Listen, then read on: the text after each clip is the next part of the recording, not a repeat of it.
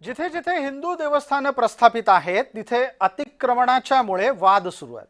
आजचा वाद पेटला तो दुर्गाडी किल्ला कुणाचा या निमित्तानं.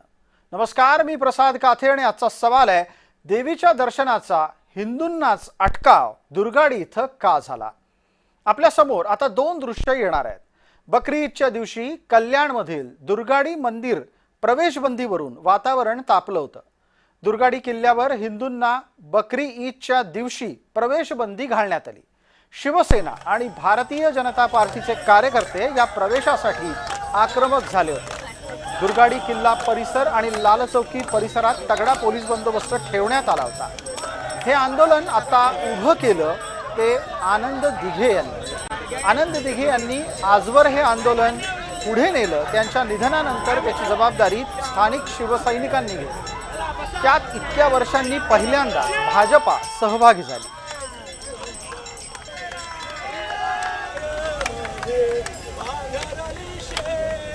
आज त्याला जवळजवळ 35-40 वर्ष होतात ते, परंतु हिंदूंना न्याय मिळाला नाही. अनेक सरकार आली आणि गेली पण न्याय मिळाला नाही. परंतु ज्यावेळेस ईद आणि रमजान ईद आणि नवरात्र उत्सव एकत्र आले त्यावेळेला मीच अध्यक्ष होतो. सीपींनी आदेश दिल्याप्रमाणे डीसीपींनी अनुपकुमार सिंह डीसीपी होते आणि त्यांनी मीटिंग घेऊन ही दोन्ही मंदिर पण सुरू ठेवलं आणि नमाज पण झाला. दोन्ही गोष्टी झाल्या. सतत 3 वर्ष झाल्या. मग ते जर होऊ शकतं तर त्याचंच पुनरावृत्ती दरवर्षी करायला काय हरकत होती, परंतु ते केलं नाही. कारण पोलीस प्रशासन, सरकार यांची मानसिकता नाहीये हे आंदोलन मिटावं. आपल्यासोबत भारतीय जनता पार्टीचे मुख्य प्रवक्ता नवनाथ बन जोडले गेलेले आहेत. हिंदूंना देवीच्या दर्शनाचा विरोध आपल्या सरकारमध्ये होतोय आणि मुद्दा उपस्थित होतोय की सरकारला दुर्गाडीचं आंदोलन मिटू द्यायचं नाहीये. हिंदूंना देवदर्शनाची मुभा मिळावी असं वाटत नाही, हा आरोप आहे. उत्तर द्या.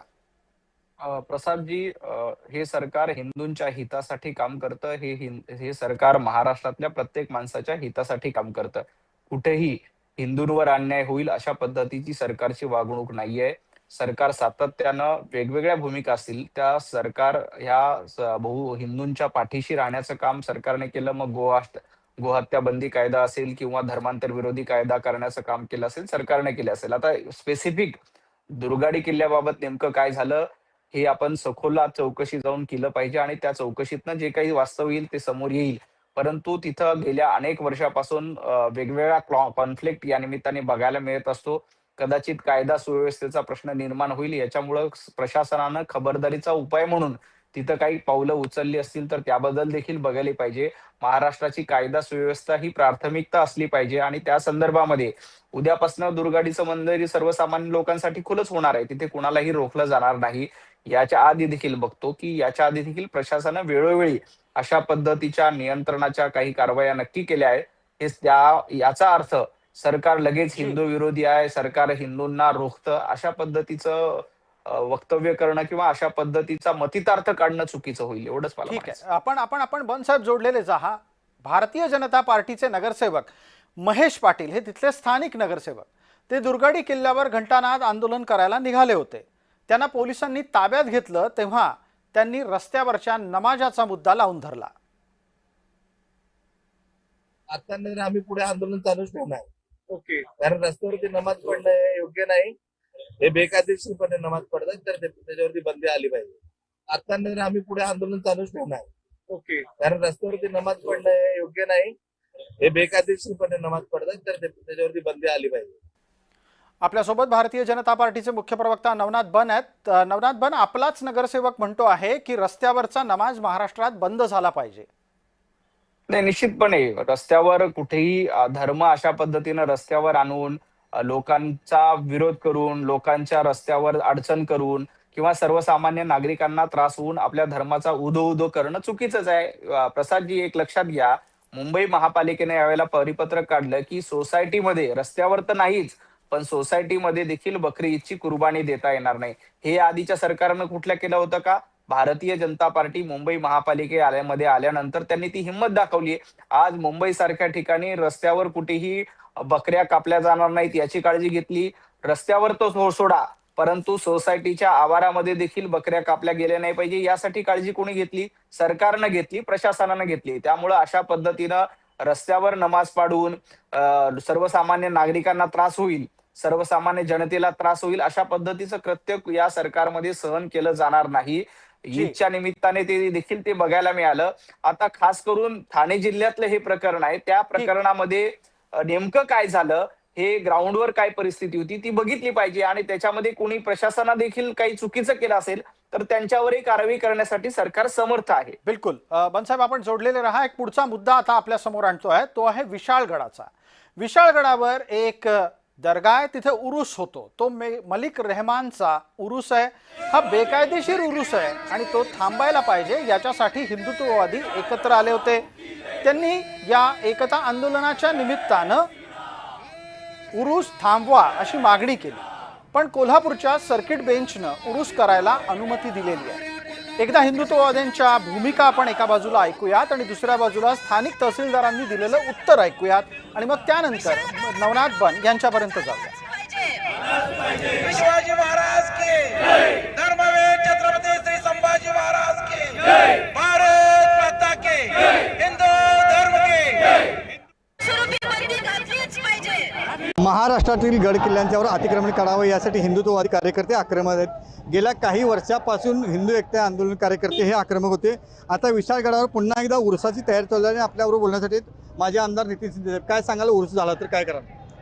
विशाळगडावर मराठ्यांनी मारलेला मुस्लिम सरदार मलिक रेहान याच्या नावानं जर त्या ठिकाणी उरूस भरवायचा प्रयत्न झाला तर एक दंगल त्या ठिकाणी झालेली आहे. गजापुरात आता प्रचंड चीड या विरोधामध्ये महाराष्ट्रातल्या शिवभक्तांच्या मध्ये आहे. आम्ही संभाजी राजेंच्या जयंतीला 14 तारखेला या महिन्याच्याच परवानगी मागितली होती.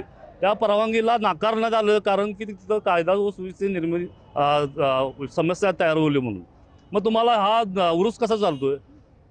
शिवराज्याभिषेकाला आम्ही परवानगी मागितली, निवेदन दिलं तर आम्हाला नाही म्हणून सांगितलं. परत तो कायदा सुव्यवस्थेचा विषय आणि आता मग ह्याला कशी काय परवानगी देत आहे? मग आमची परवानगी द्या, आम्हाला पण परवानगी द्या, आम्ही जातो हजारोच्या संख्येने तिथं. मुख्यमंत्र्यांनी सुद्धा एक जाहीरनामा काढला की 31 मे पर्यंत आम्ही सर्व गड किल्ले अतिक्रमण मुक्त करू, पण असं काहीच होत नाही. निवडणुका आल्या की हे मुद्दे वर काढून सरकार आमच्या तोंडाला पानं पुसतंय आणि आहे असंच चालू आहे. गड किल्ल्यांवरती अतिक्रमण पण होतच राहते. तिथं उरसाला बाकीच्या गोष्टींना परमिशन मिळते, पण आमचे काही हिंदूंचे कार्यक्रम असले की गडावरती जायचं नाही, कायदा सुव्यवस्था धोक्यात येतो. मग यावेळी कुठं कायदा व्यवस्था जातो, असा आमचा प्रश्न आहे. अमरसिंह पाटील, जय महाराष्ट्र, कोल्हापूर. सदर रीटमध्ये 28 मे ते 2 जून पर्यंत स्लॉटिंग हाऊससाठी परवानगी दिलेली आहे. तरी सर्व भाविक भक्तांना ही विनंती आहे की जरी स्लॉटिंगला परवानगी दिलेली असली तरी तिथे राहण्याची निवासासाठी कुणालाही परवानगी दिलेली नाहीये. त्यामुळे सर्व भाविक भक्त सकाळी जातील आणि संध्याकाळी दिवस मावळायच्या आधी गड उतरतील. तरी सर्वांना आव्हान आहे की सर्वांनी सर्व नियमांचे काटेकोरपणे पालन करावे. आपल्यासोबत भारतीय जनता पार्टीचे मुख्य प्रवक्ता नवनाथ बन आहेत. नवनाथ बन, अनेक किल्ल्यांवरचा हा प्रश्न अद्यापही कायम आहे. गेल्या सरकारच्या काळामध्ये तुम्ही प्रतापगडावरचं अतिक्रमण हटवण्यासाठी धडाकेबाज कारवाई केली होती.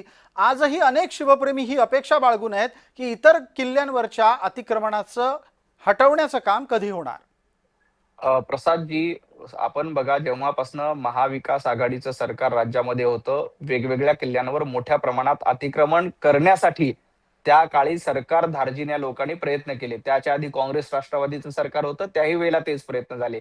परंतु माननीय मुख्यमंत्री देवेंद्रजी फडणवीस साहेबांच्या सरकारमध्ये आपण प्रतापगडाचा उल्लेख केला, लोहगडचा उल्लेख मी करतो की या वेगवेगळ्या गडांवर जी काही अतिक्रमण आहेत ती हटवण्याचं काम सरकारनं वेळोवेळी केलेलं आहे.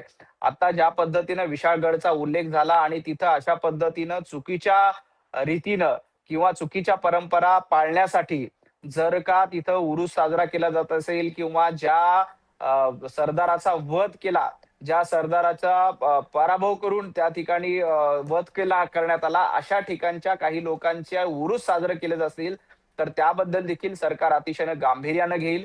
आता हा सगळं प्रकरण कोर्टात गेलं, कोर्टाने त्या प्रकरणामध्ये उरूस साजरा करण्यासाठी परवानगी दिल्याची आपल्याच माध्यमातून माहिती कळली. परंतु एक गोष्ट निश्चितपणे प्रसादजी लक्षात घेतली पाहिजे की गड किल्ले हे अतिक्रमण मुक्त झाले पाहिजे आणि जाणीवपूर्वक हिरव्या मतांसाठी काही लोक अशा गड किल्ल्यांमधल्या चुकीच्या गोष्टीचं समर्थन करत असतील तर त्याला विरोध करण्याचं काम देखील भारतीय जनता पार्टीने ठीक आहे. वेळोवेळी केलंय. आम्ही ते करत राहू. धन्यवाद या सगळ्या चर्चेसाठी.